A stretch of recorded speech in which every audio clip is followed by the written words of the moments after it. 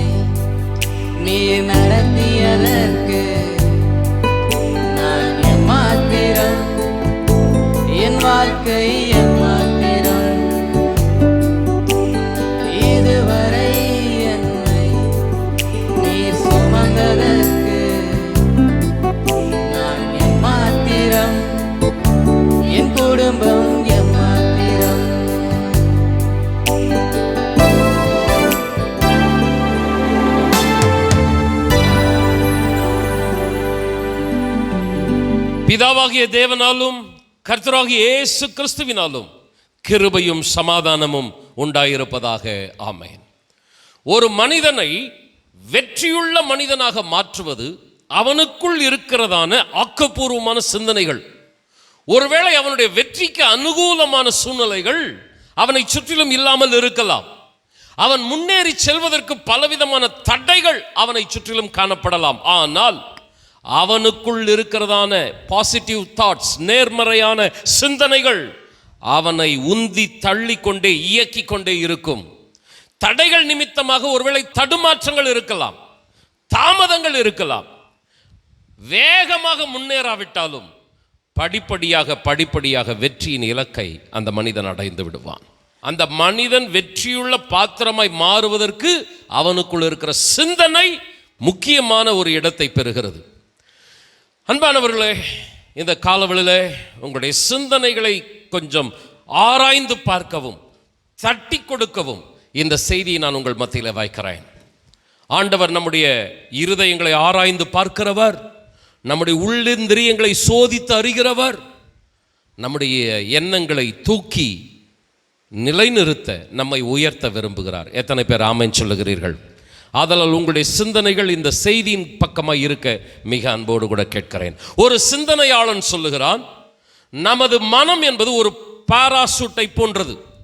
அந்த பாராசூட் திறக்காவிட்டால் அது வேலை செய்யாது. பாராசூட் எதற்காக நாம் பயன்படுத்துகிறோம்? நாம் அறிந்திருக்கிறோம். இராணுவ வீரர்கள் விமானத்திலிருந்து குதிக்கும் பொழுது அந்த பாராசூட்டை பயன்படுத்துவதை நாம் டிவி நிகழ்ச்சிகளிலே பார்த்திருக்கிறோம். ஸ்கை டைவிங் என்கிற விளையாட்டில் ஈடுபடுகிறவர்கள் உயர்ந்த மலையீச்சிலிருந்து குதிக்கும் பொழுது இந்த பாராசூட்டை பயன்படுத்துவார்கள். உயர்ந்த இடத்திலிருந்து மலையிலிருந்து குதிக்கும் பொழுது புவியீர்ப்பு விசையால் சரீரம் வேகமாக கீழே இறங்கும். வேகமாக கீழே இறங்குகிற சரீரம் தரையிலே மோதி சிதறி போகாதபடி அந்த பாராசூட் அந்த வேகத்தை கட்டுப்படுத்தும். மாத்திரமல்ல, அந்த பாராசூட்டின் கயிறுகளை பயன்படுத்தி திசைகளை எந்த இடத்தில் குறிப்பிட்ட இடத்தில் இறங்க வேண்டும் என்பதை அந்த கயிறுகளை பயன்படுத்தி இறங்குவார்கள். முதலாவதாக பாராசூட்டை விரிக்க வேண்டும், இரண்டாவது கயிறுகளை பயன்படுத்தி சரியான திசையில் இடத்தில் தரையிறங்க வேண்டும். பாராசூட் இருந்தாலும் அதை விரிக்கலைன்னா உடல் சிதறி மரணத்தை சந்திக்க நேரிடும். ஒருவேளை பாராசூட் விரிஞ்சிடுச்சு, அந்த கயிறுகளை பயன்படுத்தி சரியான திசையில் நம்ம பயணிக்கலன்னா பாறைகளில் மரங்களில் மோதி பலத்த காயங்கள் ஏற்படும். ஒரு மனிதனுடைய மனம் பாராசூட்டை போன்றது என்று சிந்தனையாளன் சொல்கிறான். அன்பானவர்கள், நம்முடைய சிந்தனையும் அப்படிப்பட்டது தான். நம்முடைய சிந்தனையை ஆரோக்கியமாக வைத்திராவிட்டால் நிச்சயமாய் ஆபத்தான சூழ்நிலையில் சிக்கிக் கொள்ளுவோம். அந்த சிந்தனையை கட்டுப்படுத்த தவறிவிட்டால், கண்ட்ரோல் பண்ண தவறிவிட்டால் எங்கேயாகிலும் நம்முடைய வாழ்க்கை மோதி பலத்த சேதங்கள் உண்டாகும். இந்த சிந்தனையை குறித்த ஒரு செய்திக்கு நான் ஒரு நபரை, நமக்கு நல்ல அறிமுகமான ஒரு வேத பகுதியை உங்களுக்கு முன்பாக வைக்க விருப்பப்படுகிறேன். பிலிப்பியர் 3ஆம் அதிகாரம் 12ஆம் வசனத்திலிருந்து 14ஆம் வசனம் வரைக்கும். நான் அடைந்தாயிற்று அல்லது முற்றும் தேறினவனானேன் என்று எண்ணாமல், கிறிஸ்து இயேசுவினால் நான் எதற்காக பிடிக்கப்பட்டேனோ அதை நான் பிடித்து கொள்ளும்படி ஆசையாய் தொடர்கிறேன். சகோதரரே, அதை பிடித்து கொண்டேன் என்று நான் எண்ணுகிறதில்லை. ஒன்று செய்கிறேன், பின்னானவைகளை மறந்து முன்னானவைகளை நாடி கிறிஸ்து இயேசுவுக்குள் தேவன் அழைத்த பரம அழைப்பின் பந்தய பொருளுக்காக இலக்கை நோக்கி தொடர்கிறேன். இந்த வசனங்களில் எனது மனதில் ஆழமாக பதிந்த ஒரு வார்த்தை ஆசையாக. நீங்க 13ஆம் வசனத்தில் நீங்க பார்த்தீங்கன்னா, பவுல் அப்போஸ்தலன் வெற்றியின் இலக்கை அடைவதற்கு அவனுக்குள் காணப்பட்ட ஒரு சிந்தனை ஆசையாக தொடருகிறேன். பவுலனுடைய வாழ்க்கை எடுத்து பிரசங்கம் பண்ணணும்னு நேரம் போதாது. அவனுக்கு அனுகூலமற்ற சூழ்நிலைகள் தான் பக்கத்தில் இருந்தது. எந்த இடத்திற்கு போனாலும் பாடுகளும் போராட்டங்களுமே பவுலை சுற்றிலும் இருந்தது. பவுலனுடைய ஊழியத்தை எதிர்த்து நிற்க ஒரு மனித கூட்டமே செயல்பட்டு கொண்டு இருந்தது. அவனுடைய சொந்த மக்களே அவனை அப்போஸ்தலனாக ஏற்றுக்கொள்ளாமல் புறம்பே தள்ளினார்கள். அவனுடைய சரீரத்தில் சாத்தானுடைய முள், ஒரு குத்தும் பலவீனத்தின் போராட்டம் காணப்பட்டது. அநியாயமாக அவனை கைது செய்து சிறைச்சாலையிலே பலமுறை அடைத்தார்கள். அவனுடைய உற்சாகத்தை கெடுக்க, அவனை மனமடிய செய்ய பலவிதமான நெருக்கடிகள் அவன் செல்லும் இடமெங்கிலும் காணப்பட்டது. ஆனால் அவன் என்ன சொல்லுகிறான்? ஆசையாக தொடருகிறேன். வேதனையாக அல்ல, விரக்தியாக அல்ல, முறுமுறுப்பாக அல்ல, வேண்டா வெறுப்பாக அல்ல, சடங்காச்சாரமாக அல்ல, ஆசையாக. இன்னைக்கு சில பிரச்சனைகளை நாம் சந்தித்த உடனேயே நமது உள்ளத்தில் வெறுப்பு வந்து விடுகிறது, விரக்தி அடைந்து விடுகிறோம். எதற்கு நான் இதையெல்லாம் செய்ய வேண்டும் என்று எதிர் திசையில் நாம் போய் விடுகிறோம். நம்முடைய மனதை நாம் கட்டுப்படுத்த தவறி விடுகிறோம். ஆனால் பவுலை உற்சாகமாக இயங்க விடாமல் அவனை மனமடிய செய்வதற்கு மனிதன், மதம், சபை, சாத்தான் சுத்திலும் நின்று அவனுக்கு ஏகப்பட்ட நெருக்கடிகள் கொடுத்தார்கள். ஆனால் அவன் சொல்லுகிறான், ஆசையாய் தொடர்கிறேன். அவனுடைய இருதயத்தில் இருந்த ஒரு சிந்தனை பாருங்க. இந்த 3 வசனம் ஒரு அற்புதமான வசனம். ஆனால் அந்த 3 வசனத்தில் என்னுடைய மனதில் ஆழமாக பட்ட ஒரு வார்த்தை, ஆசையாக. இன்னைக்கு நம்ம பலர் எந்த காரியத்தை செய்தாலும் அதில் ஆசையாக செய்கிறது கிடையாது, சடங்காச்சாரம்தான். குடும்பத்தை எத்தனை பேர் ஆசையாக நடத்துகிறாங்க?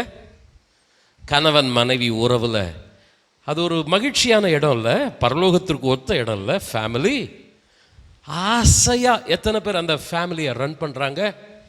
இல்லை வேண்டா வெறுப்பா, கல்யாணம் ஆயிடுச்சு, வேறு வழி இல்லை, இதுதான் என் தலையில் எழுதி இருக்குது, வேண்டா வெறுப்பா. பிள்ளைகள் படிக்கிற காரியங்கள் அந்த நாளில் ஒரு வெறி இருந்தது. கவர்மெண்ட் ஸ்கூலில் படித்து பெரிய பெரிய பதவிகளில் உட்கார்ந்தவங்களாம் இப்போ இருக்கிறாங்க. இன்றைக்கி எத்தனை கல்லூரிகள், எத்தனை உயர்ந்த பள்ளிகள், ஆனால் பிள்ளைகளுக்கு படிக்கிறதுல ஒரு விருப்பம் இல்லாத சூழ்நிலை. பிஸ்னஸ், வேலை, என்ன வேலை செய்தாலும் இந்த இந்தியாவில், இந்த தமிழ்நாட்டில் பிழைச்சிக்கொள்ளலாம். எங்கே போய் நீங்கள் பாருங்க, ஒரு சின்ன ஒரு குண்டு சட்டியை எடுத்து வச்சுட்டு அதிலே பிஸ்னஸ் பண்ணிடுறாங்க. எப்படி வேண்டுமானாலும் சம்பாதிக்கலாம். ஆனால் இன்னைக்கு வேலைக்கு போகிறதுக்கு விருப்பம் இல்லை, சம்பாதிக்கிறதுக்கு ஒரு வெறுப்பு இருக்கிறது. ஊழியக்காரர்களுக்கு ஊழியம் வருகிற பாடு, போராட்டம், ஏண்டா ஊழியத்துக்கு வந்தோம். இன்னைக்கு சபையை சிலர் எப்படி நடத்துகிறாங்க? ஒரு வேண்டா வெறுப்பாக நடத்துகிறாங்க. ஞாயிற்றுக்கிழமை வருவாங்க, என்ன பாட்டு பாடலாம் அப்படின்னு சபை மக்களே கேட்பாங்க. ஏதாவது ஒரு பைபிள் பக்கம் திருப்பிட்டு ஒரு வசனத்தை எடுத்து போயிட்டு இருப்பாங்க. ஒரு திட்டமிடல் இல்லை, ஒரு உற்சாகம் இல்லை, ஒரு ஆசை இல்லை. கருத்தாக அல்லாமல் வேண்டா வெறுப்பாக போய் கொண்டு இருக்கலாம். ஆராதனை எப்படி இருக்கணும்? வேதம் சொல்லுகிறது, பிதாவை தொழுது கொள்ளுகிறவர்கள் ஆவியோடும் உண்மையோடும் தொழுது கொள்ள வேண்டும். எப்படி நம்ம ஆராதிக்கிறோம்? ஆராதனையில் நம்ம எப்படி காணப்படுறோம்? இன்னைக்கு அருமையானவர்களே, குடும்ப வாழ்க்கையாக இருக்கட்டும், வேலையாக இருக்கட்டும், படிப்பாக இருக்கட்டும், ஊழியமாக இருக்கட்டும், பலருடைய மனநிலை எப்படிப்பட்டதாக இருக்குதுன்னா, உற்சாகமாக ஆசையாக என்று செயல்படுவதை காட்டிலும் கடமைக்காக சடங்காச்சாரமாக செயல்படுகிற ஒரு மனநிலை காணப்படுகிறது. நிச்சயமா சொல்றேன் பிரதர் அண்ட் சிஸ்டர், திருப்தியான ஒரு வெற்றி இலக்கை உங்களால் அடைய முடியாது. ஒரு சாதாரணமான ஒரு நிலைக்குள்ளாக தான் நம்முடைய வாழ்க்கை கடந்து போகும். அப்போஸ்தலனாகிய பவுலுக்குள் காணப்பட்ட ஆரோக்கியமான மனநிலை மற்றும் மனதை கட்டுப்படுத்தி, அங்கு இங்கும் அலைந்து திரிகிற மனதை கட்டுப்படுத்தி சரியான திசையில் பயணிக்கக்கூடிய அந்த ஆற்றல் நமக்குள்ளும் இருக்குமானால், ஆணித்தரமாக சொல்லுகிறேன், எனக்கும் உங்களுக்கும் பல தடைகள் இருக்கிறது, போராட்டங்கள் இருக்கிறது, நம்மாலும் வெற்றியுள்ள வாழ்க்கை வாழ முடியும். எத்தனை பேர் ஆமென் சொல்லுகிறீர்கள்? நம்முடைய விசுவாசம், நம்முடைய பரிசுத்தம், நம்முடைய அபிஷேகம் சேதமாகாமல் சரியாக நாம் வெற்றி இலக்கை அடைய முடியும். பவுல் அப்போஸ்தலன் சொல்லுகிறான், என்னை பலப்படுத்துகிற கிறிஸ்துவினாலே எல்லாவற்றையும் செய்ய எனக்கு பலன் உண்டு. அதே பரிசுத்த ஆவியானவர் இந்த ஆலயத்தில் உலாவிக் கொண்டிருக்கிறார். உன்னத பலத்தினால் நம்மையும் நிரப்பி வெற்றியுள்ள வாழ்க்கைக்குள் நம்மை நடத்த எத்தனை பேர் ஆமென் சொல்றீங்க? கரங்களை உயர்த்தி ஒரு விசை தகப்பனே, இந்த செய்தியை கேட்டுக்கொண்டிருக்கும் பொழுதே எங்களுடைய மனம் மறுரூபம் அடையட்டும். எங்களை ஆண்டவரே வெற்றியின் பாதையிலே நடத்துவதற்கு கர்த்தர் நீர் ஆயத்தமாய் இருக்கிறீர். நாங்கள் உம்முடைய கரத்தை பிடிக்க வேண்டும், உம்மோடு கூட இணைந்து செயல்பட வேண்டும். நிச்சயமாய் தடைகளை தகர்க்கிற தள கர்த்தர் எங்களுக்கு முன்பதாக கடந்து செல்கிறீர். கரங்களை தட்டி கர்த்தரை மகிமைப்படுத்தலாமா? ஹல்லேலூயா. ஆண்டவருடைய நாமம் மகிமைப்படுவதாக. Praise the Lord. வாசித்த இந்த 3 வசனங்களிலே 3 முறை திரும்ப திரும்ப வருகிற ஒரு வார்த்தை, தொடருகிறேன், நாடுகிறேன். 12ஆம் வசனத்தில் பாருங்க, ஆசையாய் தொடருகிறேன். 13ஆம் வசனத்துல பாருங்க, முன்னானவைகளை நாடுகிறேன். 14ஆம் வசனத்துல பாருங்க, லக்கை நோக்கி தொடர்கிறேன். பல தடைகளை குறித்து நான் பவுல சுற்றிலும் இருந்த பலவிதமான தடைகளை குறித்து நான் சொன்னேன். இத்தனை தடைகளுக்கு மத்தியிலே அவன் வெற்றியுள்ள வாழ்க்கை எப்படி வாழ்ந்தான்? அவனுக்குள் இருந்த நேர்மறையான சிந்தனை, பாசிட்டிவ் தாட்ஸ். நான் தொடருவேன், நான் முன்னேறுவேன், என்னுடைய இலக்கை நான் அடைவேன், எப்படியாவது நான் வெற்றி பெற்றே தீருவேன். அவனுக்குள்ள இருந்த சிந்தனை. பிரதர் அண்ட் சிஸ்டர், ஒரு போராட்டமான வாழ்க்கை நமக்குள்ள இருக்கணும். மனம் ஒரு போராட்டமான, வெற்றி பெற்றே ஆக வேண்டும் என்கிற ஒரு வெறி பிடித்த ஒரு எண்ணம் நமக்குள்ள இருக்க வேண்டும். ஆண்டவருக்கு மகிமை உண்டாகட்டும். ஆண்டவரும் நம்மை வெற்றியுள்ள பாத்திரமா நிறுத்துவதற்கு நமக்கு பக்கபலமாக இருக்கிறார்.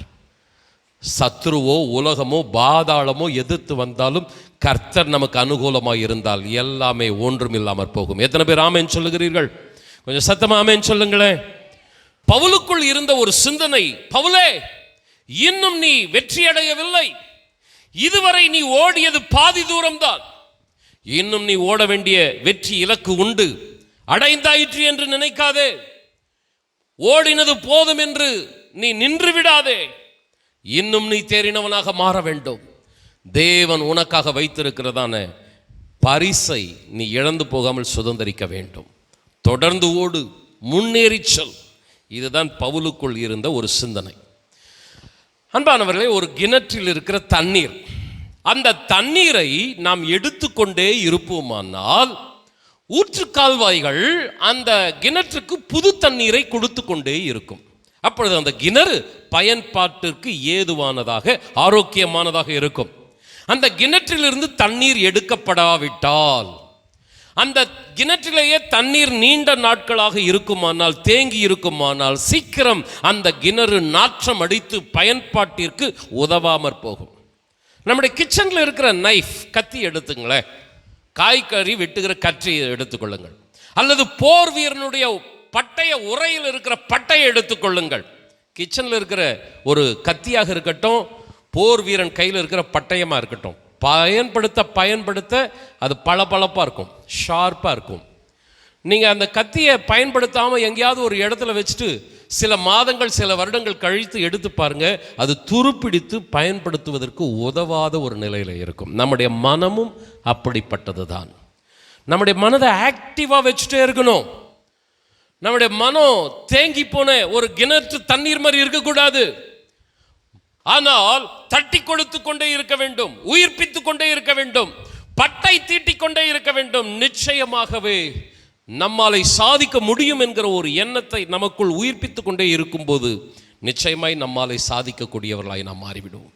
அன்பானவர்களே, ஒரு வசனத்தை நான் உங்களுக்கு மனதில் வைக்கிறேன். சங்கீதம் 103:1-2. என் ஆத்துமாவே கர்த்தரை ஸ்தோத்திரி, என் முழு உள்ளமே அவருடைய பரிசுத்த நாமத்தை ஸ்தோத்திரி. என் ஆத்துமாவே கர்த்தரை ஸ்தோத்திரி, அவர் செய்த சகல உபகாரங்களையும் மறவாதே. இந்த வசனத்தை நம்ம என்ன பண்றோம்? ஜபத்தை முடிஞ்ச உடனே ஃபார்மாலிட்டிக்கு அப்படியே நம்ம என்ன பண்ணிடுறோம்? சொல்லிடுறோம். இந்த வார்த்தையை சொல்லும் போதே நம்ம என்ன பண்ணிடுவோம்? பேக்கெல்லாம் எடுத்து வைக்க ஆரம்பிச்சிருவோம். வாய் சொல்லும் என் ஆத்துமாவே, கை என்ன பண்ணும்? பைபிளெலாம் எடுத்து பேக்கில் வைக்கும். நம்ம குட்டி பசங்க இருக்கிறாங்க பாரு, ஆப்பாடா முடிஞ்சதுடாப்பா ஜபம் ஆராதனை, தூங்கினுங்கிறவங்க கூட எழுந்து நின்றுடுவாங்க, என் ஆத்துமாவே என்ன போதும். ஆனால் தாவீது இந்த வசனத்தை எவ்வளோ ஒரு கமிட்மெண்ட்டோட சொன்னான் தெரியுங்களா? தாவீதனுடைய சிச்சுவேஷன் என்ன தெரியுமா? அவனுக்கு பல போராட்டம், மரண இருளின் பள்ளத்தாக்கு. அவனுடைய வாழ்க்கை காடுகளில், கெபிகளில் தான். அவன் தூங்கிறது கெபிக்குள்ள. அன்பானவர்களே, நம்ம எங்காவது ஒரு பக்கத்தில் இருக்கிற கடைக்கு போனால் கூட என்ன பண்ணுவோம்? செருப்பை போட்டுட்டு தான் போவோம். ஏதாவது ஒரு காலனி அணியாமல் நம்ம சின்ன இடத்துக்கு கூட போகிறது கிடையாது. ராஜாவாக இருக்கிறான் தாவீது, ஒரு ஆபத்தான சூழ்நிலை வந்துடுச்சு, அவன் அரண்மனையிலிருந்து இறங்கி ஓடுறான். ராஜாக்கள் எப்பொழுதுமே நல்ல ஒரு காலணிகளை தான் அணிஞ்சிட்டு இருப்பாங்க. ஆனால் வசனம் சொல்லுகிறது, அவன் செருப்பை கூட அணியாமல் அவன் ஓடிக்கொண்டிருக்கிறான் என்று சொல்லி. அவனுக்கு வந்த ஆபத்து, அவன் ஓடும்போது போய் செருப்பை போடுறதுக்கு கூட டைம் இல்லை, விட்டா போதும் அப்படின்னு ஓடக்கூடிய அளவுக்கு அவனுக்கு ஆபத்து. ஏதோ எப்பாவது ஒரு முறை தான் இந்த பிரச்சனை வந்ததா என்றால் இல்லை. அவனுடைய சிறு வயது முதற்கொண்டு அவன் பிரச்சனையிலே தான் இருக்கிறான். வளர்ந்துட்டான், வாலிபன் ஆயிட்டான், கல்யாணம் ஆயிடுச்சு, பிள்ளைகளை பிறந்துடுச்சு, பேர பிள்ளைகளும் பெற்றெடுத்துட்டான். அப்பயும் அவன் ஆபத்தில் சிங்காசனத்தை விட்டு இறங்கி காடுகளுக்கும் கெபிகளுக்கும் அலைந்து திரிகிறான். பரிதாபமான பாத்திரம். அதிகமான பிரச்சனை, அதிகமான போராட்டம், அவனுடைய விசுவாசத்தில் ஒரு தடுமாற்றம், அவனுடைய உற்சாகம் கொஞ்சம் குறைகிறது. உடனே அவன் ரியலைஸ் பண்ண ஆரம்பிக்கிறான், சரியில்லை, நம்ம ஜெபம் குறைகிறது, நம்முடைய உற்சாகம் குறைகிறது. ஆண்டவர் நோக்கி கதறுகிறான், ஆண்டவரே என் விளக்கை ஏற்றுவீராக, என் தேவனாகிய கர்த்தாவே என் இருளை நீர் வெளிச்சமாக மாற்றுவீராக. ஆண்டோட சமத்தில் கதறான். அன்பானவர்களே, போராட்டம், பாடு, பிரச்சனை நம்ம பட்டியல் போடுறோம். தாவீது சந்தித்ததை விடவா அப்போஸ்தலனாகிய பவுல் சந்தித்த பிரச்சனைகளை காட்டிலுமா இன்னைக்கு ஊழியக்காரங்க பிரச்சனைகள் சந்திக்கிறாங்க? தாவீது சந்தித்த பிரச்சனையை காட்டிலுமா விசுவாசிகளாகிய நம்ம பிரச்சனைகளை சந்திக்கிறோம்? ஆனா அவர்களெல்லாம் எப்படி இருந்தாங்க? தன்னுடைய மனதை தட்டி கொடுத்தாங்க. ஆத்துமாவே அமைதியா இருக்காத, கர்த்தரை ஸ்தோத்திரம் பண்ணு, அவரை துதி, அவர் ஆராதி. தொடர்ந்து அந்த ஆத்மாவை பார்த்து தாவீது பேசுறான் பாருங்க. ஆத்மாவை நீ ஏன் தெரியுமா கர்த்தரை துதிக்கணும்? அந்த 103ஆம் சங்கீதத்தில் தொடர்ந்து 3, 4, 5 வசனங்களை பார்த்தீங்கன்னா, அவர் உன் அக்கிரமங்களை எல்லாம் மன்னித்திருக்கிறார், உன்னுடைய நோய்களை எல்லாம் என்ன பண்ணியிருக்கிறார்? குணமாகி இருக்கிறார். எத்தனை மரண கண்ணிகளை நீ கடந்திருக்கிற, உன்னுடைய பிராணனை அழிவுக்கும் விலக்கி மீட்டு இருக்கிறார். எத்தனை பேர் ஆமென் சொல்லுகிறீர்கள்? தாயி தகப்பன் எத்தனை பேர் உன்னை கைவிட்டாலும் இதுவரைக்கும் கர்த்தர் உன்னை கைவிடாம கிருபையினால இரக்கத்தினால முடிசூட்டி உன்னை நடத்தி கொண்டிருக்கிறார். ஆமென் சொல்லுங்க. தாவீதுனுடைய சரீரம் எப்படி இருக்குதா? ஒரு இடத்துல சங்கீதத்தில் சொல்லப்பட்டிருக்கிறது, அவனுடைய தோல் அவனுடைய எலும்புகளோடு கூட ஒட்டி கொண்டது அப்படின்னு சொல்லப்பட்டிருக்கிறது. சாப்பாடு இல்லை, காட்டில் இருக்கிறான், கெபியில் இருக்கிறான், என்ன சாப்பிட முடியும்? எங்கேயாவது போனால் பிடிச்சிட்டு போயிடுவாங்க. ஆபத்து அவனை சூழ்ந்து அவனை எப்போ கொலை செய்யலான்னு வேட்டையாட காத்துட்டு இருக்கிறாங்க ஒரு மிருக கூட்டம் மாதிரி மனிதர்கள். அதனால் அவன் சாப்பிட கூட இல்லாமல் பசியோடு பட்டினியோடு கூட இருக்கிறான். அவனுடைய எலும்புகளோடு கூட தோள்கள் ஒட்டி கொண்டது. ஆனால் அவன் என்ன தெரியுமா சொல்றான்? கர்த்தருக்கு ஸ்தோத்திரம், நன்மையினால உன் வாயை என்ன பண்றார்? திருப்தியாக்குகிறார். கழுகுக்கு சமானமாய் உன் வயது திரும்ப வால வயது போல் ஆகிறது. அவனுக்குள்ள ஒரு வசனம் நினைவுக்கு வருகிறது, மனுஷன் அப்பத்தினாலே மாத்திரம் அல்ல, தேவனுடைய வாயிலிருந்து புறப்படுகிற ஒவ்வொரு வார்த்தையினாலும் பிழைப்பார். சாப்பாடு கிடையாது, வேத வசனத்தை எடுத்து வாசிக்க ஆரம்பிச்சான். இரவும் பகலும் இந்த வேதமே என்னுடைய தியானம் என்று வேதத்தில் தியானமாய் இருந்தான். அவன் வாயை நன்மையினால திருப்தியாக்கினார். வாலிபர்கள் சோர்ந்து போகிறார்கள், இளைஞர்கள் இடறி விழுகிறார்கள். ஆனால் கர்த்தருடைய சமூகத்திலே காத்திருக்கிற இந்த தாவீதோ கழுகை போல திரும்ப வால வயதை பெற்றுக்கொண்டு எழும்பி சிறகடித்து பறக்கிறான். அன்பானவர்களே, தாவீது தன் ஆத்மாவை பார்த்து சொல்றான், இத்தனை நன்மை செய்திருக்கிறார் ஆத்மாவே, அமைதியா இருக்காத, கர்த்தரை துதி, அவர் செய்த நன்மைகளை என்ன பண்ணாத, மறந்து போகாத. ஒரு ஆக்கப்பூர்வமான சிந்தனை, பாசிட்டிவ் தாட்ஸ் தாவீதுக்குள்ள இருந்தது. ஆனா அவனை சுற்றிலும் பாடுகள், போராட்டங்கள், மரண கண்ணிகள். அன்பான சகோதரனை சகோதரியே, நீங்க பாடி தேவனை துதிக்கும் போது எப்படி இருக்கிறீங்க? நீங்க வேதத்தை வாசிக்கும் பொழுது உங்களுடைய ஆவி உயிர்ப்பிக்கப்படுகிறதா? இந்த சபைக்கு ஆராதனைக்கு வருகிறீர்களே, வந்த வண்ணமாக திரும்பி போகிறீர்களா? அல்லது தேவன் என்னை தொட்டிருக்கிறார், என்னோடு கூட பேசி இருக்கிறார், நிச்சயமாய் என்னுடைய வாழ்க்கையிலே நான் வெற்றி இலக்கை அடைந்தே தீருவேன் என்கிற ஒரு அர்ப்பணிப்பு உண்டாகிறதா? ஆண்டவருடைய சமூகத்தில் நம்மளை தாழ்த்தி அர்ப்பணிப்போம். சத்துரு நினைச்சான் வனாந்தரத்தில் தாவீதின் கதை முடிந்தது, அவனுக்கு உதவி செய்ய ஒருத்தரும் கிடையாது. இன்னும் கொஞ்சம் பாடுகளை அதிகமாக்கலாம், இன்னும் கொஞ்சம் அவனை பயமுறுத்தலாம், அவனை தொடர்ந்து நெருக்கலாம். அவனுடைய ஆவி முறிந்து போகும், அனல் குறைந்து போகும். ஒரு திரிய அணைக்கிறது போல தாவீதுடைய வாழ்க்கையை நம்ம அணைச்சி போட்டுடலாம் அப்படின்னு சத்துரு நினைச்சான். ஆனால் கெபியிலிருந்து, அந்த வனாந்தரத்திலிருந்து தாவீது வெளியே வர்றான். அப்படியே கழுக போல சட்டை அடித்து மான போல துள்ளிக்கிட்டு புது பலத்தோடு வருகிறான். சகோதரனை சகோதரியே, உன்னுடைய நினைவு சரியாக இருக்குமானால் உன்னுடைய வாழ்க்கை பிரகாசமாக மாறிடும். நல்ல சாப்பிட்டு நல்ல ஒரு சொகுசான சூழ்நிலையிலிருந்து நினைவு சரியாக இருக்கலன்னா உங்களுடைய வாழ்க்கையில் இருளாக இருக்கும். நீங்கள் வனாந்தரத்தில் இருந்தாலும், சாப்பிட்றதுக்கு வழி இல்லாமல் இருந்தாலும், மரண கண்ணிகளுக்கு மத்தியில் இருந்தாலும் உங்களுடைய நினைவுகள் சரியாக இருக்குமானால் நிச்சயமாய் சொல்லுகிறேன், கர்த்தர் உங்களை பிரகாசிக்க செய்வார். எத்தனை பேர் ஆமேன்னு சொல்கிறீங்க? தாவீதினுடைய சிங்காசனம் நிலைத்திருந்த சிங்காசனம். அந்த சிங்காசனத்துக்கு எத்தனை பேர் படுகுழி வெட்டினாங்க, அந்த சிங்காசனம் கவிழவே இல்லை. காரணம் என்ன? அவனுக்குள்ள இருக்கிற சிந்தனை. அன்பான சகோதரனே, சகோதரியே, எதனால் நீங்கள் சோர்ந்து போய் மனம் உடைஞ்சு போய் இதுக்கு மேலே என்ன இருக்குதுன்னு ஏன் நீங்கள் உடைந்து சுக்குநூறா பலவீனமாக முடங்கி கிடக்கிறீங்க? அப்போஸ்தலன் பவுல் சொல்கிறான், நீ இன்னும் தேரல, இன்னும் நீ அடைய வேண்டிய இடம் இருக்கிறது, முன்னேறு, போ. தாவீது சொல்கிறான், ஆத்துமாவே சும்மா இருக்காத, எவ்வளோ அற்புதம் பண்ணியிருக்கிறார் உனக்கு ஆண்டவர், இவனை பார்த்துட்டெல்லாம் நீ முடங்கி கிடக்காத, கழுக போல செட்டை அடித்து உயர எழும்பு, உன்னுடைய சிங்காசனத்தை கர்த்தர் நிலைப்படுத்துவார். எத்தனை பேர் ஆமேன்னு சொல்கிறீங்க? கொஞ்சம் சத்தமாக தான் ஆமேன்னு சொல்லுங்களேன். அருமையான ஷான் திவ்யா பாட்டு பாடும்போது எனக்கு அந்த சரணம் எனக்கு ரொம்ப ரொம்ப டச்சிங்காக இருந்தது. தற்கால தேவைக்காக நம்பி வந்தேன். நான் உண்மையாகவே எதுக்கு தெரியுமா வந்தேன்? என் உடம்புல ஒரு வியாதி இருந்துச்சு. அந்த வியாதிக்காக, ஏசப்பா நீர் எனக்கு சுகம் கொடுத்தீர்னா நான் உம்மை ஏற்றுக்கிறேன் அப்படின்ட்டு தான் நான் வந்தேன். முதல்ல சர்ச்சுக்கு வந்தது எதுக்காக? ஏசப்பா தான் மெய்யான தெய்வம், அவரை நம்பினாதான் பரலோகம், இப்படியெல்லாம் நான் வரல. நீர் எனக்கு சுகம் கொடுத்தீர்னா நான் என்ன பண்ணுவேன்? ஏற்றுக்கொள்வேன். ஆண்டவர் அதில் தான் ஸ்டார்ட் பண்ணார். அதுக்கடுத்து பெரிய திட்டத்தையே நான் உனக்காக வச்சிருக்கிறேன். தலைமுறையாக ஆசீர்வாதமாக இருக்கிற ஒரு திட்டத்தை நான் உனக்கு வச்சிருக்கிறேன். ஹல்லேலூயா! எவ்வளோ நல்ல தேவன் நம்மோடு கூட இருக்கிறார். ஏன் அன்பான சகோதரனை, சகோதரியே, இந்த காலவேளையில் சொல்லுகிறேன், சோர்ந்து போகாதிருங்கள். உங்களுடைய மனதை மறுரூபப்படுத்துங்கள். உங்களுடைய சிந்தனைகளை நீங்களே தட்டி கொடுத்து கொள்ளுங்கள். எனக்கு கை கொடுக்க யாரும் இல்லை என்று அதற்கு சாக்குப்போக்கு சொல்லாதிருங்கள். கெபியிலே வனாந்தரத்தில் இருக்கிற தாவீதுக்கு யார் போய் வாக்கு கொடுத்தான்?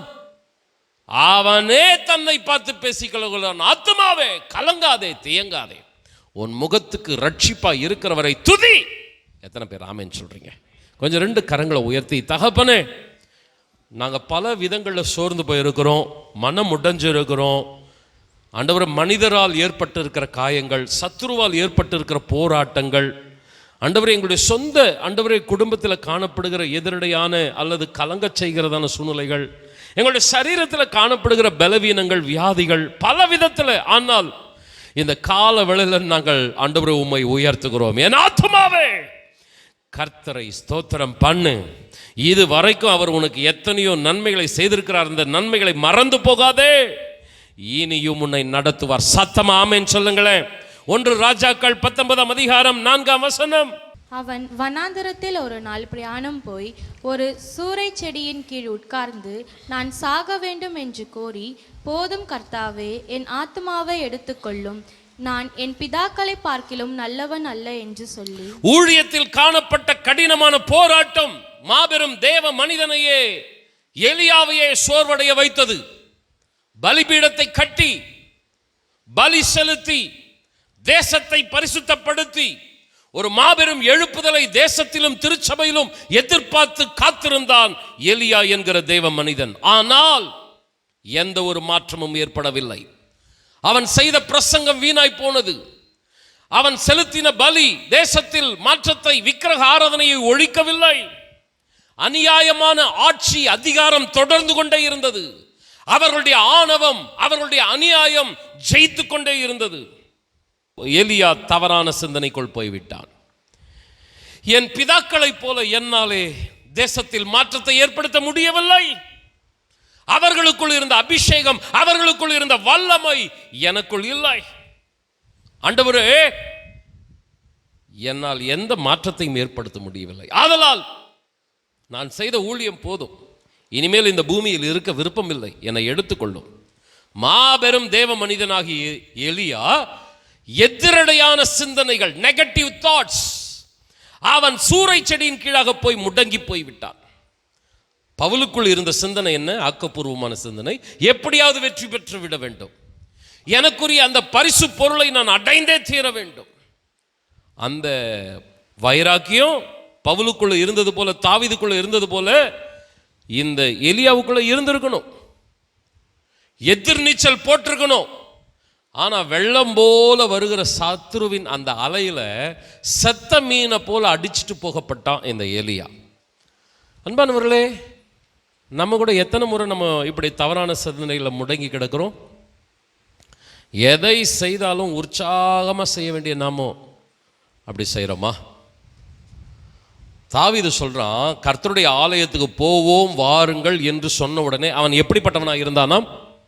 மன மகிழ்ச்சியாக இருந்தானாம். நீங்க ஏசாயா புஸ்தகத்தில் வாசிச்சு பாருங்க, கர்த்தருடைய நாளை நீ மன மகிழ்ச்சியின் நாளாக எண்ணுவாயானால், கவனி பிரதர் சிஸ்டர், நீ பூமியில உயர்ந்த இடத்துல ஏறுவ, உன்னை கர்த்தர் அற்புதமா நடத்துவார், வசனம் சொல்லுகிறது. ஆனா தாவீது எப்படிப்பட்டவனா இருந்தான்? மன மகிழ்ச்சியா இருந்தான். கர்த்தருடைய ஆலயத்துக்கு போவோம் வாரணும்னு சொன்ன உடனே அவன் இருந்தது வனாந்தரம், அவன் தூங்குனது கெபி. ஆனா கர்த்தருடைய நாளை, ஆராதனை நாளை அவன் எப்படி எடுத்தான்னா மன மகிழ்ச்சியின் நாளா எடுத்தான். ஞாயிற்றுக்கிழமை ஆராதனை நேரத்தை கர்த்தருக்காக அப்படியே வைராக்கியமா கொடுத்தான். அவன் காலு தொடர்ந்து கெபியில இருக்க கர்த்தர் விடலைங்க, அவனை சிகரத்தில் சிங்காசனத்தில் கொண்டு வந்து வச்சார். Praise the Lord. இன்னைக்கு ஆலயத்துக்கு போகணுன்னா எத்தனை பேர் மன மகிழ்ச்சியா இருக்கிறாங்க? சிந்தனை எப்படி தெரியுமா இருக்குது? போலாயிரு, என்னத்தை போய் என்னத்தை பண்ண போகிறோம், போலாயிரு.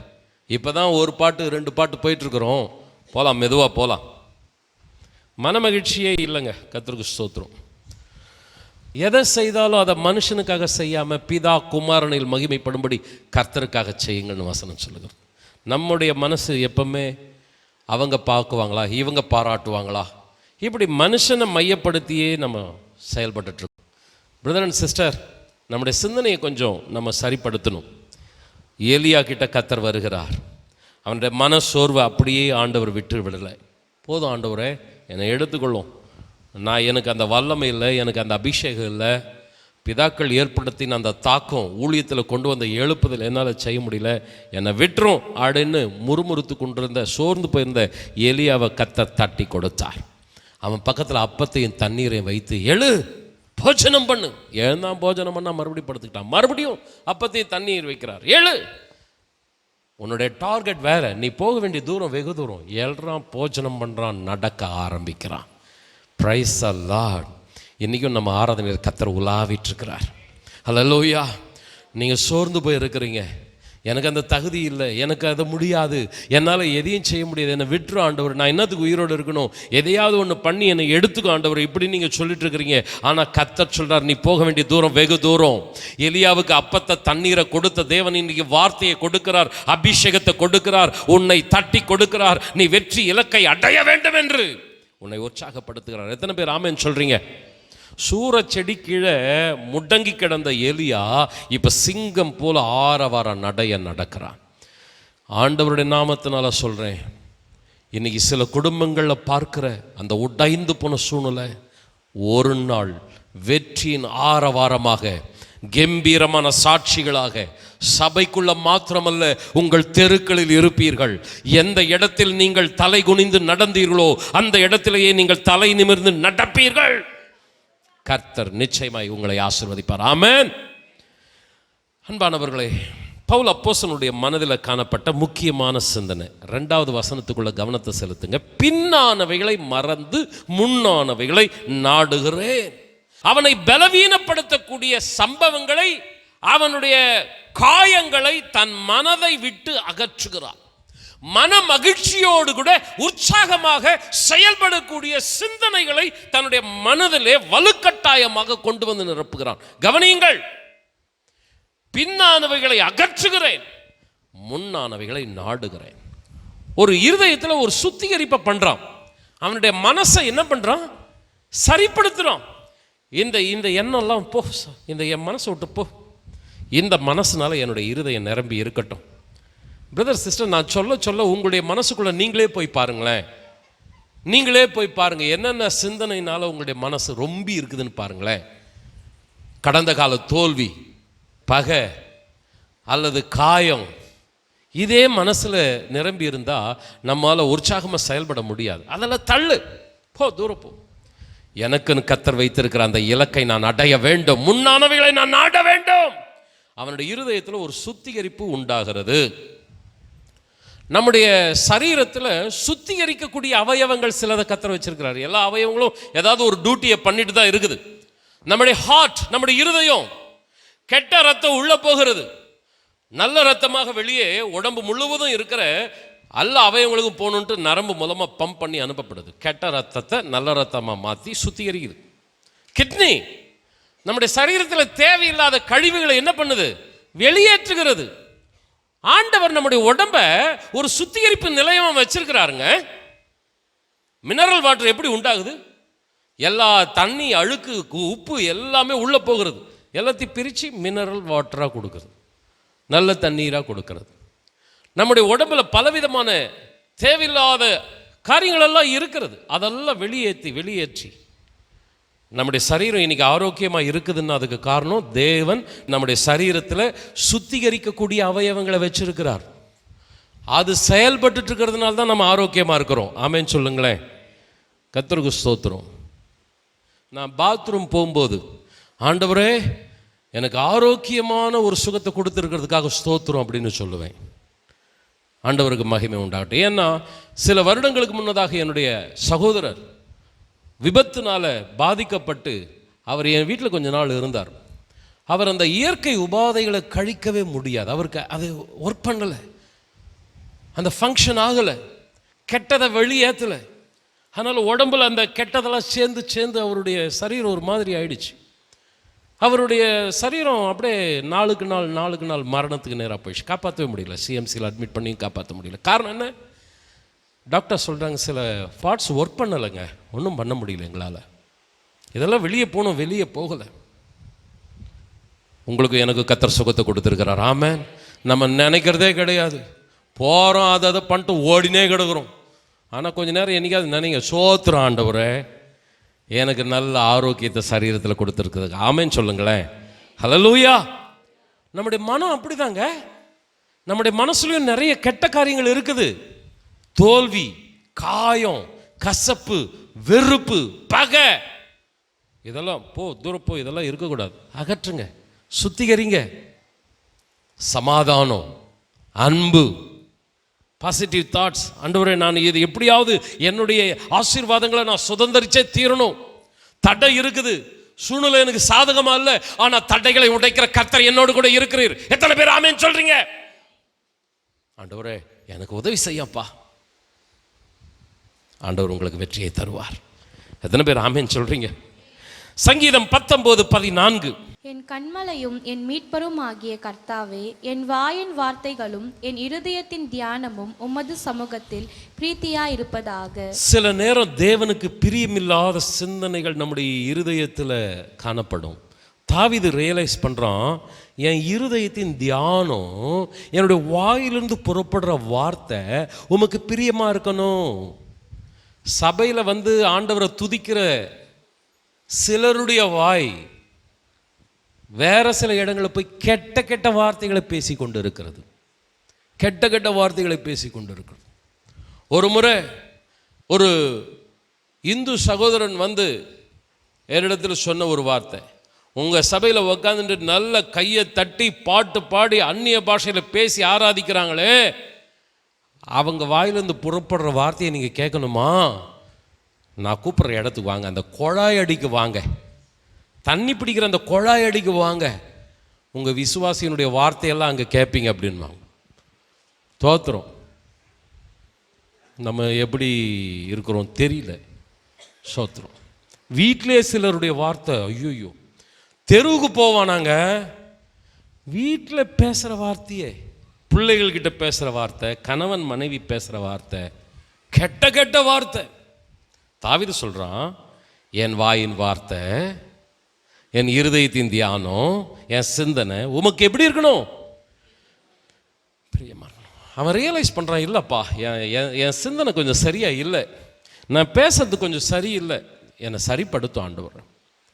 பிரதர் சிஸ்டர், உன்னுடைய சிந்தனையை சரிப்படுத்த உன் பாத்திரம் சுத்தமாக அந்த பாத்திரம் வெறுமையாக இருக்காது. அந்த பாத்திரத்தை தம்முடைய நன்மையினால கர்த்தர் நிரப்புவார். ஹல்லேலூயா. அசுத்தமான காரியம் அந்த பாத்திரத்தில் இருக்குமானா கர்த்தர் நிரப்ப மாட்டார். கொஞ்சம் கரங்களை உயர்த்தி, ஆண்டவரே, என் இருதயத்தின் தியானம், என் வாயின் வார்த்தை சபையில் வந்தால் மாத்திரம் இருக்கக்கூடாதப்பா. உமக்கு பிரியமா என் வீட்டில் இருக்கும்போது, நான் யார் இடத்துல பேசினாலும் பேசுகிற இடத்துல உமக்கு பிரியமாக இருக்கணும். சத்தமாமேன்னு சொல்லுங்க. சோத்திரம். கர்த்தருக்கு மகிமை உண்டாகட்டும். அருமையானவர்களே, தாவீதுக்குள்ள ஒரு குற்ற மனசாட்சி அவனை செயல்பட விடாம தடுத்து கொண்டே இருந்தது. தாவீது நல்ல பாட்டு பாடுறவன். அவன் ஆலயத்துக்கு வந்தான்னா உங்களை மாதிரியெல்லாம் உக்காண்டே இருக்க மாட்டாங்க. அவனை ஒரு பிடிக்கவே முடியாது. கையில் ஏதாவது ஒரு மியூசிக் இன்ஸ்ட்ருமெண்டல் இருக்கும், கை கால் ஆடிட்டே இருக்கும். தாவீது உற்சாகமாய் கர்த்தரை துதிக்கிறவன். ஆனா பல மாசம் பல வருஷம் செத்துப்போன விசுவாசி மாதிரி அப்படியே கம்மனு உக்காந்து கிடக்குறான். சிலரெல்லாம் சபையில் ஆராதனை நேரத்தில் பார்த்தீங்கன்னா இப்படியே தான் இருப்பாங்க. வாய் அசையாது, கை கூட தட்ட மாட்டாங்க, அந்த டிவியில் இருக்கிற ஸ்க்ரீனை கூட பார்க்க மாட்டாங்க, அப்படியே இருப்பாங்க. என்ன தான் பண்ணுறாங்கன்னு தெரியல. ஒரு சிலர் பாட்டு ஆராதனைக்கு வரமாட்டாங்க. இப்படி நீங்கள் சொல்கிறதுனால தான் நான் வரதில்லை ஃபஸ்ட்டுன்றாங்க. இப்போ தான் முதல் முறையாக சொல்கிறேன் நான். சரி, என்ன எம்எல்ஏ பழிய போடுங்க, பரவாயில்ல போட்டுங்க. ஆனால் ஒன்று சொல்கிறேன், இந்த தாவீதை பாருங்கள், எவ்வளவுக்கு எவ்வளவு அவன் தன்னுடைய பாத்திரத்தை கர்த்தர்கிட்ட கொண்டு போகிறானோ அந்தளவுக்கு கர்த்தர் நிரப்புறார். ஒரு முறை அவனுடைய பாத்திரம் இப்படி தான் இருந்தது. அவன் ஆராதிக்கவே இல்லை, அப்படியே செத்துப்போன விசுவாசி மாதிரி உக்காண்டே இருந்தான். காரணம் என்ன தெரியுமா? அவனுடைய மனசில் ஒரு குற்ற மனசாட்சி. நீ துதிக்கிறதுக்கு தகுதி இல்லைப்பா, நீ ஆராதிக்காத, நீ செய்த பாவம், ஆண்டவரை நீ துதிக்க தகுதியே கிடையாது. பத்சேபால் விஷயத்தில் அவன் நடந்து கொண்ட விதம் கலங்குறான். ஆண்டவரே, நான் இப்படி இருக்கக்கூடாதப்பா, நான் சபையில் உற்சாகமாக இருக்கணும். அவனுக்கு யாரும் பிரசங்கம் பண்ணல, நான் உங்களுக்கு பிரசங்கம் பண்ணுற மாதிரி அவனுக்கெல்லாம் பிரசங்கம் பண்ணல. அவன் ரியலைஸ் பண்ணுறான், இல்லை ஆண்டவரே, நான் பாடுறவனாச்சே, நான் துதிக்கிறவனாச்சே, நான் ஜெபிக்கிறவனாச்சே, நான் இப்படி இருக்கக்கூடாது ஆண்டவரே. ஆனால் என்னுடைய பாவம், என்னுடைய குற்ற மனசாட்சி என்னை துதிக்க விடலப்பா, என்னை தலை குனியவே வச்சுட்டு இருக்குது ஆண்டவரே. சங்கீதத்தில் கதறான், தேவனே, சுத்த இருதயத்தை என்னிலே சிருஷ்டியும், நிலைவரமான ஆவி எனக்குள்ள தாரும், உமது இரட்சணியத்தின் சந்தோஷத்தை திரும்பவும் எனக்கு தந்து உற்சாகத்தின் ஆவி என்னை தாங்கும்படி. என்ன ஜெபம் பாருங்களேன், என்ன ஒரு அருமையான ஜெபம் பாருங்களேன். ஆண்டவரே, என்னை உற்சாகமான ஒரு ஆவியை தாரும், என்னுடைய இருதயத்தை சுத்திகரியும், என்னுடைய எண்ணங்களை சுத்திகரியும். அன்பானவர்களே, நம்ம என்னென்னதுக்கோ ப்ரேயர் பண்ணுறோம். பணத்தை தாரோம், ஆண்டவரே வாழ்க்கையை தாரோம், அதை தாரோம், இதை தாரோம். நான் உங்களுக்கு ஒன்று சொல்கிறேன் பாருங்களேன், இதை செஞ்சு பாருங்களேன். நீங்கள் எந்த ஜபத்தை மறந்தாலும் இந்த ஜபத்தை மறந்துடாதீங்க. ஆண்டவரே, என்னை சுத்திகரியும் அப்பா, என் இருதயம் நீர் தங்கும் ஆலயமாக இருக்கணும். ஹல்லேலூயா. என்னுடைய இருதயத்தின் சிந்தனைகள், என் வாயின் வார்த்தைகள் உமக்கு பிரியமாக இருக்கணும். ஆண்டவரே, செத்துப்போன ஒரு விசுவாசி போல நான் இருக்கக்கூடாது. உற்சாகத்தின் ஆவினால என்னை நிரப்பணும், ரட்சணியத்தின் சந்தோஷத்தினால உம்மை துதிக்கணும். இப்படி நீங்க ஜெபம் பண்ணி பாருங்க, உங்க பாத்திரம் வெறுமையா இருக்காது. தாவீது சொல்றான், என் சத்துருக்களுக்கு மத்தியில் ஒரு பந்தியை கர்த்தர் வச்சு என் தலை எண்ணெயினால் அபிஷேகம் பண்றாரு, என் பாத்திரம். ஆண்டவருடைய நாமத்தினால் சொல்றேன், உங்களுடைய மனதின் சிந்தனைகளை கொஞ்சம் சரிப்படுத்துங்க, கர்த்தர் ஆசீர்வதிப்பாரா. இன்னொரு தாட்ஸ், பின்னானவைகளை மறக்கிறேன். இதுக்கு இன்னொரு தாட்ஸ் இருக்கிறது, ஒரு கருத்து இப்படி சொல்லப்பட்டு இருக்கிறது. கடந்த கால கிறிஸ்தவனாக இருக்காதே, நிகழ்கால கிறிஸ்தவனாக இரு. அப்படி என்றால் என்ன அர்த்தம்? நான் ரட்சிக்கப்பட்ட நாட்கள்ல நான் இந்த அளவுக்கு கர்த்தருக்கு வைராக்கியமா இருந்தேன். நான் என்னுடைய வாலிப வயசுல ஆண்டவருடைய ஊழியத்துக்காக தாளந்துகளை, நேரத்தை, பணத்தெல்லாம் நான் செலவு பண்ணேன். நேற்றைய கிறிஸ்தவனா இருக்காத, பின்னானவைகளை மற, முன்னானவைகளை நாடு. எத்தனை பேர் ஆமேன்னு சொல்றீங்க? யாருமே நேத்து நீ எப்படி வாழ்ந்தன்றத சொல்றது பெருசு கிடையாது. இன்னைக்கு நீ எப்படி இருக்கிறன்றது தான் முக்கியமானது. இந்த பின்னானவைகளை மறந்து முன்னானவைகளை நாடுகிறேன் என்கிற அந்த வார்த்தைக்கு அர்த்தம் என்ன சொல்லப்பட்டிருக்கிறது? ஒரு இடத்துல, நீ நேற்றைய கிறிஸ்தவனா இருக்காதே, நிகழ்கால கிறிஸ்தவனா இரு. எத்தனை பேர் ஆமென் சொல்றீங்க? நீங்கள் அந்த பிலிப்பியர் அதுக்கு முந்தின அதிகாரங்களெல்லாம் வசனங்களெல்லாம் வாசிச்சு பாருங்கள். எனக்கு நேரம் மிக மிக குறைவாக இருக்குது. அந்த முந்தின வசனங்களை பார்த்தீங்கன்னா, நான் 8ஆம் நாளில் விருத்த சேதனம் பண்ணப்பட்டவன், 4ஆம் வசனத்திலிருந்து 11ஆம் வசனம் வரைக்கும். நான் பென்யமீன் கோத்திரத்தான், நான் எபிரேயரில் பிறந்த எபிரேயன், நியாய பிரமாணத்தின்படி பரிசேயன், நியாய பிரமாணத்திற்குரிய நீதியின்படி குற்றம் சாட்டப்படாதவன். அவன் தன்னுடைய மேன்மையை சொல்றான். நான் எப்படி இருந்தவன் தெரியுமா? நான் இப்படியெல்லாம் வாழ்ந்தவன். ஆனால் பவுலே கடந்த கால வாழ்க்கை கிறிஸ்துவுக்கு பிரியமான வாழ்க்கையா? அது மத வைராக்கியம். ஆனால் ஜீவனுள்ள வாழ்க்கையை வாழ்றதுக்கு நீ உன்னை அர்ப்பணித்து விடு. பின்னானவைகளை மறக்கிறான், கடந்த கால வாழ்க்கையை விட்டுடுறான். நிகழ்கால வாழ்க்கையில் ஆண்டவரை எனக்காக நீர் என்ன வச்சிருக்கிறீரோ அதை நான் இழந்து போயிடக்கூடாதப்பா, அதை அடையணும். எத்தனை பேர் ஆமேன்னு சொல்கிறீங்க? பிரதர் அண்ட் சிஸ்டர், நான் உங்ககிட்ட கூட ஒரு சில டைம் ஆராதனை நேரத்தில், செய்தி நேரத்தில் சாட்சி சொல்வது உண்டு. என்னுடைய சின்ன வயசில் நான் அப்படி இருந்தேன், இப்படி இருந்தேன். எல்லாம் இருக்கட்டும்பா சாம், இப்போ நீ எப்படி இருக்கிறேன்னு ஆண்டவர் கேட்பார். இப்போ நீ எப்படி இருக்கிற? சபைக்கு முன்னாடி, விசுவாசிகளுக்கு முன்னாடி இப்போ நீ உன்னுடைய சாட்சி என்ன அப்படின்னு ஆண்டவர் கேட்பார். பின்னானவைகளை மறத்தல், முன்னானவைகளை நாடுதல் என்பதுக்கு அர்த்தம் கடந்த கால கிறிஸ்தவனாய் இருக்காதே, நிகழ்கால கிறிஸ்தவனாய் இரு. சகோதரனை, சகோதரியே, உன்னை பலவீனப்படுத்துகிற பின்னுக்கு இழுக்கிற சிந்தனைகளிலே நீ மூழ்கி விடாதே, அதற்கு இடம் கொடுக்காதே. ஒருவேளை தாவீதை போல நீ தவறு செய்திருக்கலாம். நீதிமான் 7 தரம் விழுந்தாலும் என்ன செய்திருப்பான்? எழுந்திருப்பான். எழுந்திரு, தொடர்ந்து முன்னேறு.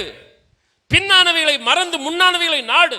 உனக்காய் வைத்திருக்கிற இலக்குகளை எட்டி பிடி.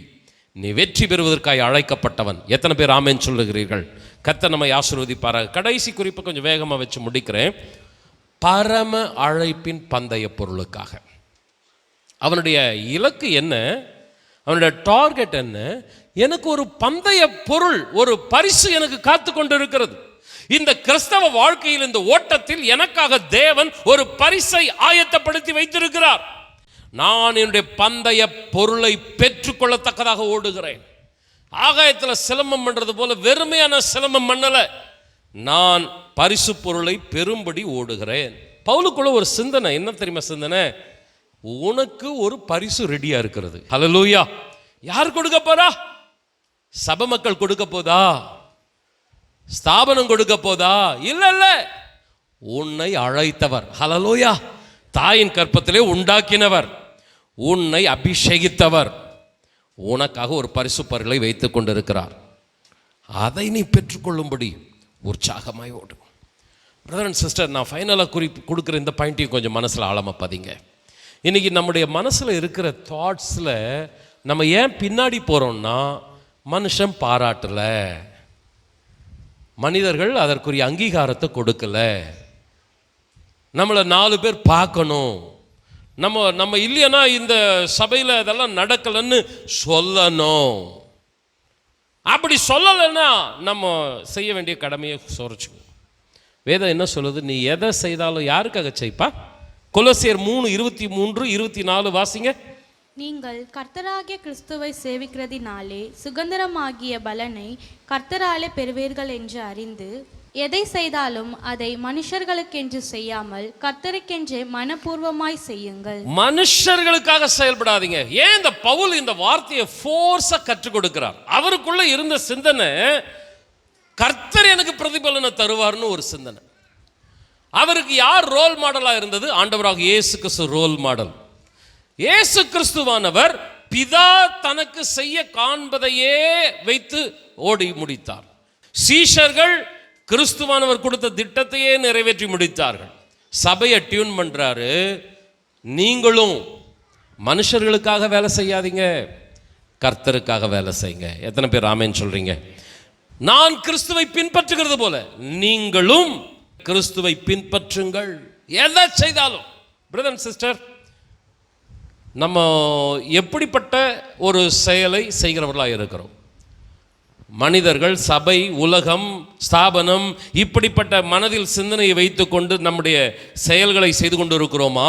அல்லது எனக்குரிய பிரதிபலன்களை கொடுக்கக்கூடிய கர்த்தர் என்னுடைய ஒவ்வொரு செயல்களையும் பார்த்து கொண்டிருக்கிறார். அவனுக்கு நான் அளிக்கும் பலன் என்னோட கூட வருகிறது என்று சொன்ன தேவன் சீக்கிரமாய் வரப்போகிறார். எத்தனை பேர் ஆமென் சொல்றீங்க? அவர் வரும்பொழுது எனக்குரிய பிரதிபலனை நான் பெற்றுக்கொள்ளணும். ஹல்லேலூயா. நான் எதை செய்தாலும் மனுஷனை சந்தோஷப்படுத்துறதுக்கல்ல, கர்த்தரை மகிமைப்படுத்துவதற்காக. ஏன் இதை தனக்குள்ள தீர்மானம் எடுத்தார், சபைக்கு கற்றுக் கொடுக்கிறார். ஏன் இதை செய்கிறார்னா, சபையிலேயே சிலர் அப்படி சரியில்லை. பிலிப்பியர் 3ஆம் அதிகாரம் 18-19 வசனம். ஏனெனில் அநேகர் வேறு விதமாய் நடக்கிறார்கள். அவர்கள் கிறிஸ்துவின் சிலுவைக்கு பகைஞர் என்று உங்களுக்கு அநேகந்தரம் சொன்னேன், இப்பொழுதும் கண்ணீரோடு சொல்கிறேன். அவர்களுடைய முடிவு அழிவு, அவர்களுடைய தேவன் வயிறு, அவர்களுடைய மகிமை, அவர்களுடைய இலைச்சியே. அவர்கள் பூமி கடுத்தவைகளை சிந்திக்கிறார்கள். அநேகர் வேறு விதமாய் நடக்கிறார்கள். பவுல் எவ்வளவு பெரிய ஊழியக்காரர், ஒரு நல்ல ஸ்காலர், இருக்கிற பிரசங்கிமார்களிலேயே பெஸ்ட் பிரீச்சர் பவுல் அப்போஸ்தலன். ஆனா என்னதான் பிரசங்கம் பண்ணு, ஒரு சிலர் வேறு விதமாய் நடக்கிற கூட்டம் பிலிப்பு சபையிலே காணப்பட்டது, கொலோசை சபையில காணப்பட்டது. பவுல் ஊழியம் செய்கிற சபையில மனுஷனுக்காக, மனுஷனை பிரியப்படுத்துறதுக்காக அப்படின்னே ஒரு கூட்டம் இருந்தது. அவர்கள் வேறு விதமாய் நடக்கிறார்கள். அவர்களுடைய தேவன் வயிறு. அப்படின்னா என்ன அர்த்தம்னா, அவர்கள் பிரதிபலனை கர்த்தர்கிட்ட எதிர்பார்த்து செய்யல. சபைக்கு போனா நமக்கு உலக பிரகாரமான என்ன கிடைக்கும், மனுஷனை பிரியப்படுத்தினா என்ன கிடைக்கும், உலக பிரகாரமான காரியங்களிலேயே மனது. இம்மைக்காக மாத்திரம் நம்ம கிறிஸ்துவின் மேல் நம்பிக்கை வைத்தால் எல்லா மனிதர்களை பார்க்கிலும் பரிதவிக்கப்படத்தக்கவர்களாக இருப்போம். அன்பானவர்களே, பவுல் அப்போஸ்தலருடைய பிரசங்கத்தை கேட்டுட்டு அதே சபையிலேயே ஒருத்தன் வேறு விதமாக நடந்துட்டு இருந்தான். ஆண்டவராக இயேசு கிறிஸ்து ஊழியக்காரர்களை தெரிந்தெடுத்தார், 12 ஊழியக்காரர்கள். அந்த 12 ஊழியக்காரர்களில் ஒருத்தன் வேற விதமாக நடந்தான். அவனுடைய மைண்டு ஃபுல்லாக பணம் பணம் பணம் பண ஆசை அவனை தேவ திட்டத்தை விட்டு வேற பாதையில் கொண்டு போயிடுச்சு. இயேசு ஏற்படுத்தின சபையில் ஒருத்தன் வேற விதமாக, ஒரு நல்ல பிரசங்கியார் வல்லமையான ஊழியக்காரன் நடத்தின சபையில் வேற விதமாக நடக்கிற கூட்டம். இந்த சபையில் நம்ம அப்படி இருக்கக்கூடாது. 2 கரங்களை உயர்த்தி, ஆண்டவரே 17ஆம் வசனம் சொல்லுகிறது, உங்களுக்கு வழிகாட்டுகிறபடி நடக்கிறவர்களை மாதிரியாக வைத்து நீங்கள் பின்பற்றுங்கள். கொஞ்சம் கரங்களை உயர்த்தி, ஆண்டவரே எங்களுடைய சபை எங்களுக்கு என்ன கற்றுக் கொடுக்கிறதோ, எங்களுடைய ஊழியக்காரர் எதை கற்றுக் கொடுக்கிறாரோ அதை நாங்கள் பின்பற்றணும். ஆண்டவரே வேறு விதமாய் நடக்க கூடாதப்பா. எத்தனை பேர் ஜெபம் பண்றீங்க, ஆண்டவரே இந்த சபையில் ஒரு விசுவாசியும் ஒரு குடும்பமும் தவறான பாதையில் போயிடக்கூடாது. ஊழியக்காரர்களுக்காகவும் ஜெபம் பண்றோம். ஆண்டவரே நல்ல அழைப்பை அபிஷேகத்தை கொடுக்கிற ஆண்டவர், பிரதிபலன்களை கொடுக்கிற ஆண்டவர் காத்திருக்கும் போது இம்மைக்காக இழிவான ஆதாயத்திற்காக ஊழியத்தின் பாதைகளை மாற்றி விடாதபடி வேறு வழியை நடக்காமல் நேர் வழியை நடக்க உதவி செய்துள்ளோம். கொஞ்சம் ஆமேன்னு சொல்லுங்களேன். என்ன பவுலுக்குள் இருந்த கடைசி ஒரு சிந்தனைன்னா, எனக்கு பிரதிபலன் கர்த்தரிடத்தில் இருக்கிறது. இந்த சபையிலும் நான் சொல்லுகிறேன், நீங்கள் செய்கிற ஒவ்வொரு காரியங்களுக்கும் கர்த்தர் பிரதிபலனை தர வல்லவராயிருக்கிறார். முழங்கார் படியிடலாமா? பவுல் சொல்லுகிறான், தீமோத்தேயு என்கிற இளம் வாலிபனிடம் நல்ல போராட்டத்தை போராடினேன், ஓட்டத்தை முடித்தேன், விசுவாசத்தை காத்துக்கொண்டேன். இது முதல் நீதியின் கிரீடம் எனக்காக வைக்கப்பட்டு இருக்கிறது. பவுல் அப்போஸ்தலன் ஆவியில வாழ்க்கையை தொடங்கினவன் இறுதி வரைக்கும் அந்த ஆவியிலேயே தன்னுடைய ஓட்டத்தை முடிக்கிறான். இந்த தீமோத்தேயுக்கு இந்த வசனத்தை சொல்லும் பொழுது பவுல் முதிர் வயதில் இருக்கிறான். வாலிப வயதில் ஊழியத்தை தொடங்கின பவுல் முதிர் வயது வரைக்கும் ஊழியம், அந்த அபிஷேகம் குறையவே இல்லை, அந்த அனல் குறையவே இல்லை.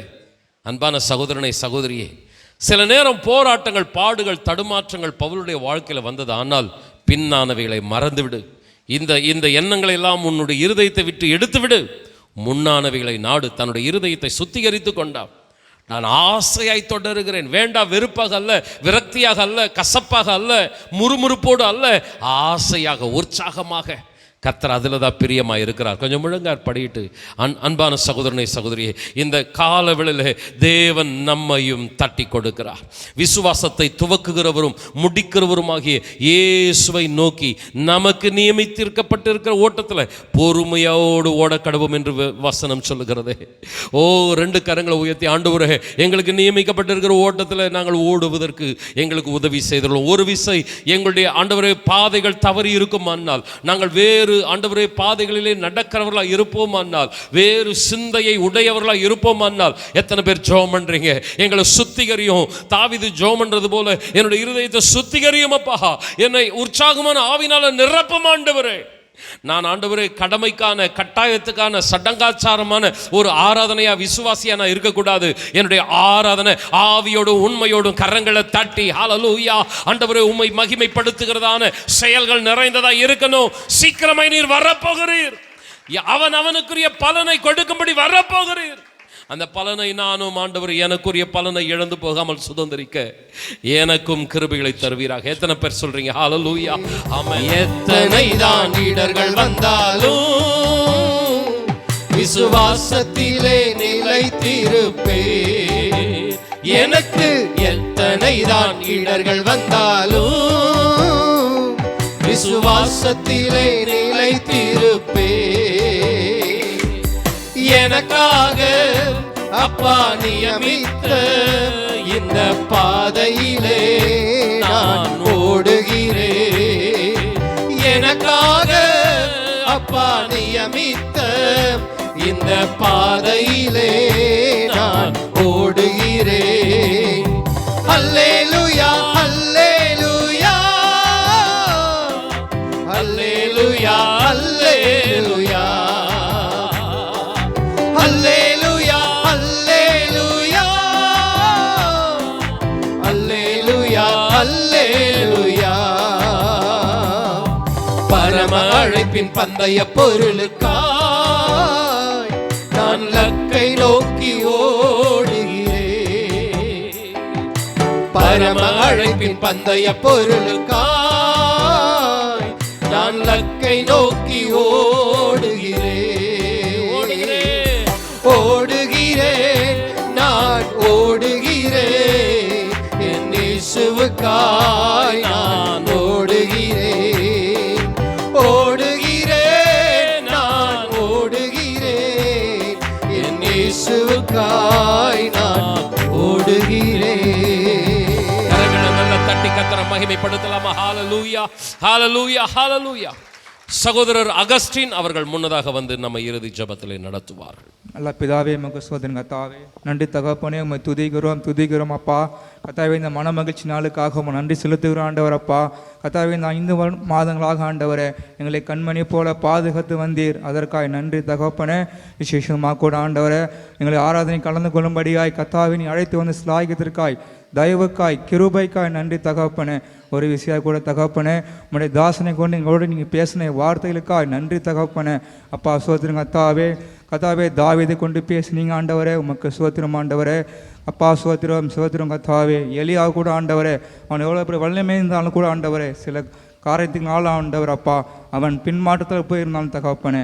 ஆண்டவரே கர்த்தாவே ஸ்தோத்திரம் ஆண்டவரே. மீண்டுமாய் கூட ஆண்டவரே அவனை தட்டி எழுப்பினீங்க ஆண்டவரே. அந்த உற்சாகத்தின் ஆவியை கொடுத்தீங்க, அதற்காக நன்றி தகப்பனே. இசப்பா தாவீது கூட ஆண்டவரே அநேகர் பாவத்தை சிக்கி கொண்டிருந்தான் தகப்பனே.